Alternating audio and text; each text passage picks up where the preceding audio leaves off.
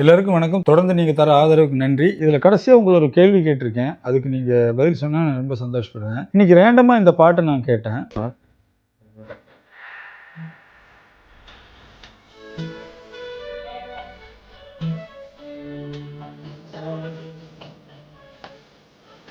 சுமை தாங்கியே சுமையானது, என் நிம்மதி போனது, மனம் வாடுது. வைரமுத்து அவர்கள் எழுதி தேவா இசையமைச்ச அண்ணாமலை படப்பாட்டு 1992 ஜூன்ல ரிலீஸ் ஆச்சு. ரஜினிகாந்த், குஷ்பு நடிச்சிருக்காங்கன்னு சொன்னா அவங்களுக்கு தெரியாது. இந்த பாட்டை கேட்கும்போது இன்னொரு பாட்டு எனக்கு ஞாபகம் வந்துச்சு. நீங்களும் இதை கெஸ் பண்ணியிருக்கீங்களான்னு சொல்லுங்க.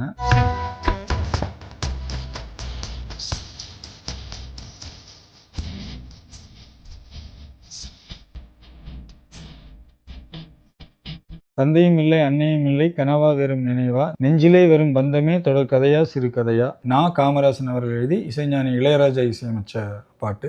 ரெண்டும் கிட்டத்தட்ட ஒரே மாதிரியான சுச்சுவேஷன் தான். மகள் லவ் பண்ணுறாங்க. அந்த மகள் லவ் பண்ணுறது இந்த அப்பாவுக்கு பிடிக்கலைங்கிற மாதிரியான சுச்சுவேஷன். பட் ஆனால் டீட்டெயில்டாக சொன்னால் அப்படி இல்லை. பட் மகள் பிரிஞ்சு போயிட்டாங்க, லவ் மேரேஜ் பண்ணிட்டாங்கிற மாதிரியான டயத்தில் வர்ற நினச்சி பாடுற பாட்டு. இந்த ரெண்டுமே கிட்டத்தட்ட ஒரே சுச்சுவேஷன். ரெண்டுமே ரஜினிகாந்த் எது சூப்பராக இருக்குன்னு எனக்கு அடிக்கடி தோணும். பட் கதையாக யோசிச்சிங்கன்னா, அண்ணாமலை அசோக் சரத்பாபுவோட பையனை மகள் காதலிக்கிறது தெரிஞ்சோன்னா அவனோட பரம எதிரி. அவன் மகனை நீ காதலிச்சின்னா நாங்கள் 2 பேரும் சந்திச்சுக்கணும், இது பண்ணணும்னு சொல்லிட்டு அட்வைஸ் பண்ணார். அந்த சீன்லாம் சூப்பராக இருக்கும். ரஜினி அவ்வளோ அழகாக இருப்பார்.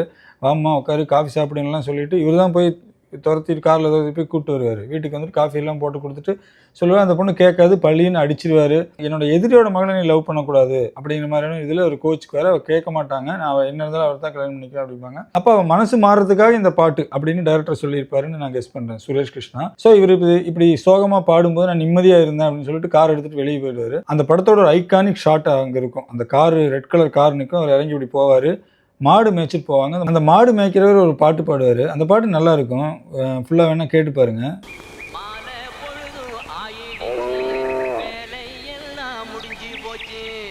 மாடுகளே ஓட்டிக்கிட்டு வீட்டுக்கு நான் போக போறேன். கறவை மாடு காத்திருக்கு, கணக்கில்லாம பால் கொடுக்க. பால நானும் கறக்க போறேன், நிம்மதியா வாழ போறேன்.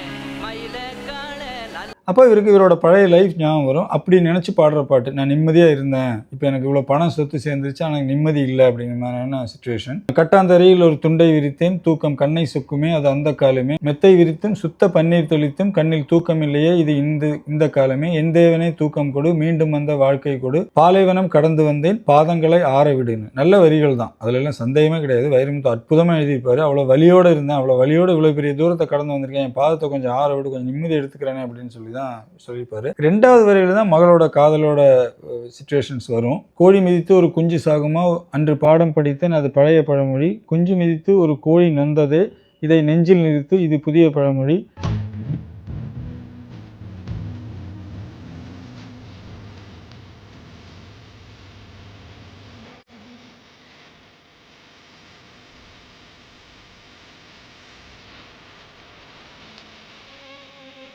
விழி இரண்டும் காயும் வரை அழுது விட்டேன் ஆனவரேன்னு எழுதியிருப்பார். இதுவும் படத்தோட சுச்சுவேஷனுக்கு நல்ல வரிகள் தான், சந்தேகம் இல்லை. ஏன்னா பொண்ணு கல்யாணம் பண்ணால் போயிடுவா அப்படிங்கிற மாதிரி, போயிட்டா அப்படிங்கிற மாதிரி அவர் நினைப்பார். ஆனால் நல்லவன் படம் எடுத்துட்டிங்கன்னா அந்த படத்தோட சுச்சுவேஷன் அங்கே தான் டைரக்டர் ஜெயிக்கிறாருன்னு நான் நினைப்பேன். அது விசுவாசன் எழுதியிருப்பார், எஸ்பி முத்துராமன் டைரக்ஷன். அது சூப்பராக அந்த சீனை எழுதியிருப்பார். எப்படின்னா, மகள் அம்மாவை சொல்லாமல் கூப்பிட்டு வந்துடுவாங்க கோயிலுக்கு. ஏதோ கல்யாணம் நடக்குது போல் இருக்குது அப்படின்னு ராதிகா சொல்லும்போது ஏன் கல்யாணம் தான் சொல்லுவாங்க. இப்போ ரஜினியோட எதிரி கார்த்திக், அந்த படத்தில் கார்த்திக் நடிச்சிருப்பாரு. இவரோட ஃபேக்ட்ரியில் வேலை செஞ்சுட்டு இதுக்கு எதிராக பண்ணிட்டு இருப்பாரு. என் ஃபேக்ட்ரி எங்கள் அப்பாட்டேருந்து நீங்கள் எழுதி வாங்கிட்டீங்க அப்படின்னு 2 பேத்துக்கு பெரிய ரைவல்ரி நடக்கும்.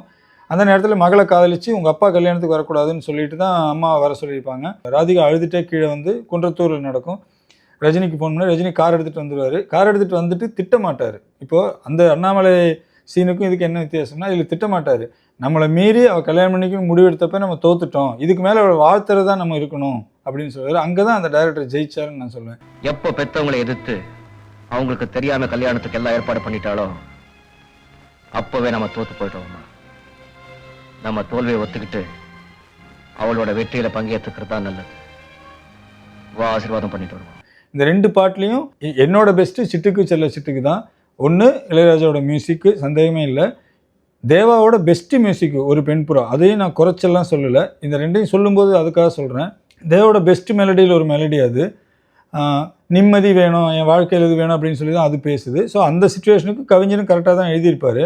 இதில் பார்த்தீங்கன்னா எஸ்பி முத்துராமன் அந்த பெண் கல்யாணம் பண்ணிட்டாங்கிற விஷயத்த மட்டும் ஹேண்டில் பண்ணியிருப்பாரு. இப்போ ஏன்னா அதில் என்ன ஆகும்னா, இவர் மேலே வாழ்த்த போவார், உட்காருவார், கார்த்திக் வந்து நீ எந்திரிச்சு வெளியே போன்னு சொல்லி திட்டிடுவாங்க. திட்டும்போது நான் ஒரு அப்பாவாக வரல, நீ என் ஃபேக்ட்ரியில் வேலை செய்கிறேன்னா நான் முதலாளியே உன்னை வாழ்த்துறேன் அப்படின்னு இருக்குல்ல, இந்த கோயிலுக்கு வந்து ஒரு பெரியவராக வாழ்த்துறேன் அப்படின்லாம் கெஞ்சுவார் ரஜினி. அட்டகாசமாக நடிச்சிருப்பார் ரஜினி.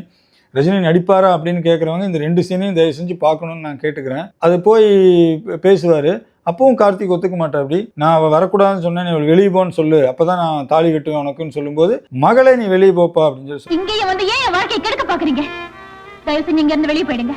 கெட் அவுட் சொல்லுவாரு. அந்த ஃபீலிங்ல தான் இவர் வெளியே வந்து பாடுவார். ஸோ இந்த கொரியோகிராஃப் பண்ண அந்த சீனை கொரியோகிராஃப் பண்ண எஸ்பி முத்துராமனுக்கு எல்லா பாராட்டுகளும் நம்ம கொடுத்தே ஆகணும். அப்புறம் வீட்டுக்கு வந்து தான் அவர் பாடுவார். நா. காமராசனோட அற்புதமான வரிகள். லிரிக்கில் இந்த பாட்டு வந்து ஒரு செமையான லிரிக்கு. 2 சரணமுமே மகளோட சொல்லியிருக்கோம். அதில் வந்து நிம்மதியாக இல்லை, நான் பழைய வாழ்க்கை நல்லா இருந்தேன்னு சொல்லிட்டு தான் மகளுக்கு அட்வைஸ் பண்ணுற மாதிரி வரும். மகள் என்னை விட்டு போயிட்டான்னு வரும். இதில் டைரெக்டாகவே நாம் போடும் மேடைகளோ நாடக மேடை, நாம் போகும் ஓடங்களோ காகித ஓடம், பாசம் என்பதா வேஷம் என்பதா காலம் செய்த கோலம், கூடு வாழ கூடு தேடி ஓடி வந்த ஜீவன், ஆடிப்பாட மேடை தேடும் யார் செய்த பாவம், தாய் என்னும் பூமாலை தரை மீதே வாழுதேன்னு சொல்லிட்டு கூடு வாழ்ந்த கூடி தேடி ஓடி வந்த ஜீவன்கிறது வந்து ராதிகாவை அவர் சொல்கிறாரு. மகன் இப்படி பண்ணிட்டா, நானும் வேதனையாக இருக்கேன், அம்மாவில் கஷ்டப்படுறா, என்னை தேடி ஓடி வந்து இப்போ வந்துட்டு எனக்கு ஒரு சந்தோஷம் கூட இல்லை அப்படின்னு ஃபீல் பண்ணி அவள் போய் தாய் என்னும் பூமாலை தரைமேல் வாழுதேன்னு சொல்லி வைஃபுக்காகவும் நினச்சா அவர் ஃபீல் பண்ணுவார். மகன் இப்படி பண்ணாங்காட்டி சொல்லி. இதில் இடை இசையெல்லாம் வந்து இளையராஜா அற்புதமாக பண்ணியிருப்பார். இடை இசையில் இவரோட ஃப்ளாஷ்பேக்கு, அந்த மியூசிக்கை கேட்டாலே ஆட்டோமேட்டிக்காக அந்த ஃப்ளாஷ்பேக் அங்கே செட் ஆகும். அந்த ஃப்ளாஷ்பேக்கில் ரஜினி அற்புதமாக அந்த மகளோட அன்பை அப்படி காமிச்சிருப்பார். அந்த ஃப்ளாஷ்பேக்கில் குழந்தைகள் விளையாடும்போது பெருசாக விளையாடுறதெல்லாம் அதில் சீனாக இருக்கும். அதுக்கப்புறம் திருப்பியும் இந்த சோகத்துக்கு வரும்போது அப்படியே அந்த கனெக்டிங் ராஜா சாரோட ஸ்பெஷாலிட்டி அந்த மியூசிக்லேருந்து அப்படியே கனெக்டிங் மியூசிக் வரும். 2வது சரணத்தில் பார்த்தீங்கன்னா 2வது சரணம் ஒரு ஐகானிக் சரணம். ஏன்னா இது ஒரு தடவை நான் ட்விட்டரில் ஒரு போல் வச்சப்போ எல்லாரும் வந்து சிட்டுக்கேசல்ல செட்டுக்கு தான் அதிகமான ஓட்டிங் வந்துச்சு. அப்போ எல்லாரும் குறிப்பிட்டிருந்த ஒரு வரி தான் 2வது சரணத்தில் வர வரி. அது என்ன வரின்னு கெஸ் பண்ணிப்பீங்கன்னு நினைக்கிறேன். காலங்கள் மாறி வரும் காட்சிகள் இங்கே, நியாயங்கள் ஆறுதலை கூறுவதெங்கே, மஞ்சள் குங்குமம் மார்பில் சந்தனம் சூடும் கன்னி பாவை, பாசதீபம் கையில் ஏந்தி வாழ வந்த வேலை, கண்களாட பெண்மை பாட இன்பம் கண்ட மங்கை அப்படின்லாம் அவர் அந்த கல்யாணம் இது இவரோட ராதிகாலாம் நினச்சி பாடிட்டே வந்துட்டு ராதிகா உட்காந்துருப்பாங்க. ராதிகாவை பார்த்து இந்த வரியை பாடுவார். நாம் பாடி நின்றாலும் நலமோடு வாழ்கவே அப்படின்னு சொல்லிட்டு. ஒரு அப்பா வேற என்ன நினைப்பாரு?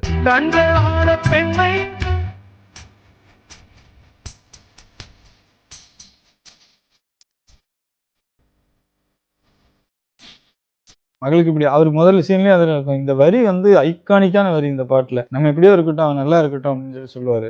அதனால இந்த பாட்டு மோர் கனெக்டடாக இருக்கும் அந்த சீனுக்கு. அண்ணாமலையில் அதை மட்டும் டீல் பண்ணியிருந்தால் வைரமுத்து இன்னும் சூப்பராக எழுதியிருக்கூடும். அவர் அட்டகாசமான ரீக்கெலாம் எழுதினவர். அபிம்னான் மாதிரியான படத்துலலாம் மகளை பற்றி அப்படி எழுதினவர் அவர். ஆனால் அதில் வந்துட்டு நான் நிம்மதியாக இல்லை அப்படிங்கிறதெல்லாம் மிக்ஸ் பண்ணங்காட்டி பாதி அவரோட வாழ்க்கை பழசு மாதிரி இல்லையங்கிறதும் அதுக்கப்புறம் மகளோட இதுவும் சேர்ந்து வர்றதுனால பாட்டு அப்படி அமைஞ்சிருச்சு. அதனால் இந்த 2 பாட்டையும் கம்பேர் பண்ணணும்னு தோணிச்சு. அதனால் இந்த வீடியோ போட்டேன். இந்த 2 பாட்டில் உங்களுக்கு எந்த பாட்டு ஸ்பெஷல், எந்த வரி ஸ்பெஷல்னு நீங்கள் எழுதினீங்கன்னா சூப்பராக இருக்கும்.